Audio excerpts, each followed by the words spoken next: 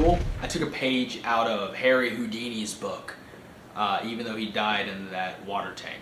Ni hao, jumbo, and arigato, and most importantly, hello to everybody watching. Now in the last video, I talked about how the lack of food in my system is driving me to insanity. But then I thought to myself, am I really going insane? And I think to a degree I might be. I think that the lack of food is not firing something in my brain to make me think properly. But why do I think I'm going insane? Do you see that? Telemarketer calling. I will hang up. Stupid telemarketer, man.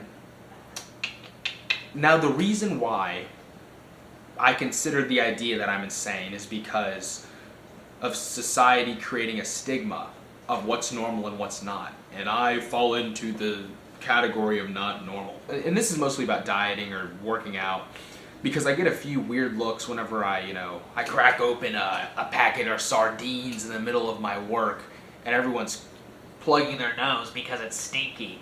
I get a lot of weird looks, whenever I come in, whenever I'm bulking and I get 2 gallons of chocolate milk and I down them in 30 seconds. Of course I'm gonna get weird looks. But the people who are giving me weird looks, I don't want to look like them. So why would I take their advice? And that's the issue. To the people who are easily influenced, this is an exercise I think that you should do. Next time someone gives you advice in any realm, not even just working out, but right now I'm talking about working out, look at that person and see if they're a credible source. Do I want to look like this person? Is this person's health in good shape? If it's not, then really, should you listen to them? And the same thing, again, it's not just working out, it's not just dieting. It applies to everything. Imagine you go into a new job and you have 2 people.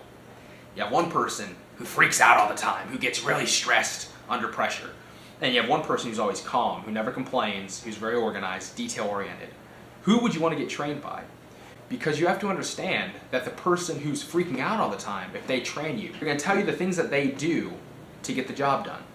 And the job will be done, but if you adapt that thinking, then you're going to freak out on the job too. Now, if you were to get trained by the guy who is perfect in every way, and he tells you how to do certain things, then don't you think that you'd be closer to being more like that guy than the opposite? I've only been working out consistently for like a year and a half. But within that year and a half, I've dealt with a lot of criticism in real life and then online as well. I remember, if I can find it, I'll put it on the screen.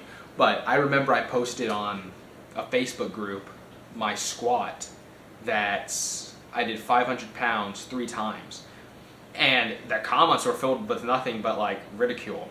And I think the squat was fine, but you had people saying like, oh, your legs are bending inwards. Oh, why are you using the pad? Why are you doing this? All they could do was critique. But the thing was, I don't think that they could even squat 500 pounds once. So should I really take their advice? Maybe some of it, but you can't let it get to you. Okay. I don't know what else to say. I just wanted to talk about just being more self-aware.